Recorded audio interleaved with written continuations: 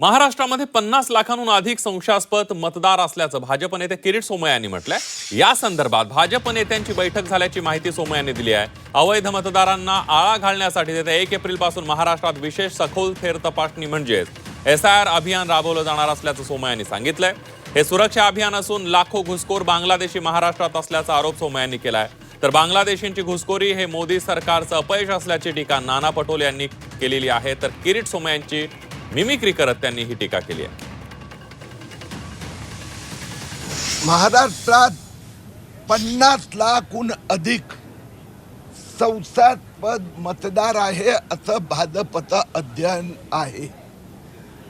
आज भारतीय जनता पक्षाच्या सगळ्या आमदारांची या विषयावर बैठक झाली। 1 एप्रिल पासून जे मतदार यादी शुद्धीकरण अभियान याचा दूसरा अर्थ आहे सुरक्षा अभियान। लाखो बांगलादेशी घुसखोर अपात्र लोक महाराष्ट्राचा मतदार यादीत आहेत। ते आमचा आमदार, आमचा मुख्यमंत्री, देशाचा पंतप्रधान कोण व्हावं यासाठी मतदान करतात। उदाहरण म्हणून मालेगावला 4403 लोकांकडे इथे जन्मल्याचा पुरावा नाही, पण मतदार यादीत त्यांचं नाव आहे। अशी सगळी नावं मतदार यादीतून वगळण्यात येणार। वर्षापासून दिल्लीत तोमियाती तलकाल देशामध्ये आहे।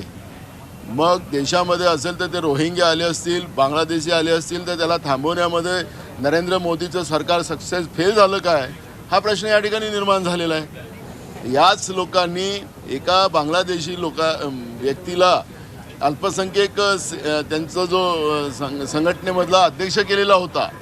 मग आम्हीच तो निदर्शनास आणून दिलं आणि म्हणून तुम्ही काय म्हणते ते किरीट सोमय्याला माझं एवढंच म्हणणं आहे की आपण हे असे बिनबळाचे आरोप लावण्यापेक्षा तुम्ही आपलीच पाठ आपल्या हाताने ठोपटू नका। वास्तविकता आपणच समजा आणि नरेंद्र मोदी हे बांगलादेशी असतील किंवा रोहिंग्या असतील यांना थांबवण्यामध्ये त्यांना अपयश आलेलं आहे, हे तुमच्या बोलण्यावरून लक्षात येतं।